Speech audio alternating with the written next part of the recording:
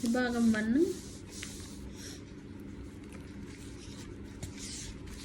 మొత్తం 22 విభాగాలు ఉన్నవి భారత రాజ్యాంగంలో. 22 విభాగాలు, 395 అధికరణాలు ఉన్నవి. ఆర్టికల్స్ 22 విభాగాలలో 395 ఆర్టికల్స్ ఉన్నాయి.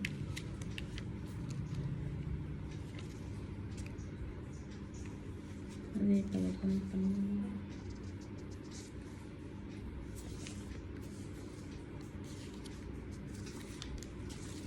22 విభాగాలు, 395 అధికరణాలు ఉన్నాయి భారతదేశంలో. మొదటి అధికరణం,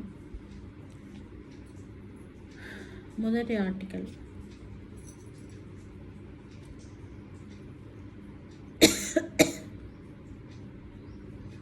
విభాగంలో మొదటి అధికరణం నామధేయం భూభాగం, భారతదేశ భూభాగం, union and its territory. India అనబడే భారత రాష్ట్రముల కలయికతో ఏర్పడినది. Union of states. ఇండియా అనేది రాష్ట్రముల కలయికతో, అన్ని రాష్ట్రాలు కలిపి ఇండియా ఏర్పడ్డది. యూనియన్ ఆఫ్ స్టేట్స్ రాష్ట్రంలో వాటికి చెందిన భూభాగంలో మొదటి షెడ్యూల్లో ఉదహరింపబడ్డవి. మూడవది, ఈ క్రింది భూభాగం అంతా కలిపి భారతదేశ భూభాగం అవుతుంది. వివిధ రాష్ట్రములకు చెందిన భూభాగంలో మొదటి షెడ్యూల్లో ఉదహరించబడిన కేంద్రపాలిత ప్రాంతముల భూభాగంలో మరియు భవిష్యత్తులో స్వాధీనపరచుకొని సంపాదించుకొని ఇతర భూభాగంలో. ఇది ఆర్టికల్ 1లో భారత రాజ్యాంగంలో విభాగం 1 ఆర్టికల్ 1లో తెలియచేయబడ్డది. ఆర్టికల్ 2లో నూతన రాష్ట్రముల విలీనము, ఏర్పాటు. పార్లమెంట్ తన శాసనం ద్వారా నూతన రాష్ట్రములను భారతదేశంలో చేర్చుకోవచ్చు లేక కొత్త రాష్ట్రములను ఏర్పాటు చేయవచ్చు. ఆ సందర్భంలో తగిన షరతులను విధించవచ్చును. అధికరణం 2A సిక్కింను భారతదేశంలో విలీనం చేయుట.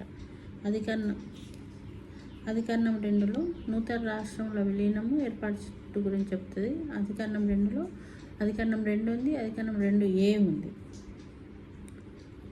తర్వాత ఆర్టికల్ 3 అధికరణం 3 నూతన రాష్ట్రముల ఏర్పాటు, రాష్ట్ర సరిహద్దుల సవరణ. నూతన రాష్ట్రములను ఏర్పాటు చేయ అధికారం పార్లమెంటుకు ఉంటుంది. అందుకు సంబంధించి పార్లమెంట్ అధికారాలు ఈ క్రింది విధంగా ఉంటాయి. అధికరణం 3లో A ఒక రాష్ట్రంలోని కొంత భూభాగాన్ని వేరు చేసి నూతన రాష్ట్రాన్ని చేయటం లేదా 2 లేక అంతకన్నా ఎక్కువ రాష్ట్రాలను కలపటం ద్వారా కానీ, లేక కొన్ని రాష్ట్రాలకు చెందిన భూభాగాలను కలపటం ద్వారా కానీ, లేక ఏదైనా ప్రాంతాన్ని ఒక రాష్ట్రంలో కలపటం ద్వారా కానీ నూతన రాష్ట్రములను ఏర్పాటు చేయవచ్చును. B ఒక రాష్ట్రం యొక్క భూభాగాన్ని విస్తరింపచేయవచ్చును. C ఒక రాష్ట్ర భూభాగాన్ని తగ్గించవచ్చును. D రాష్ట్ర సరిహద్దులను మార్చవచ్చును. E రాష్ట్రం యొక్క పేరును మార్చవచ్చును. ABCDE వరకు 3వ అధికరణంలో సబ్సెక్షన్స్ ఉన్నవి. ABCDE.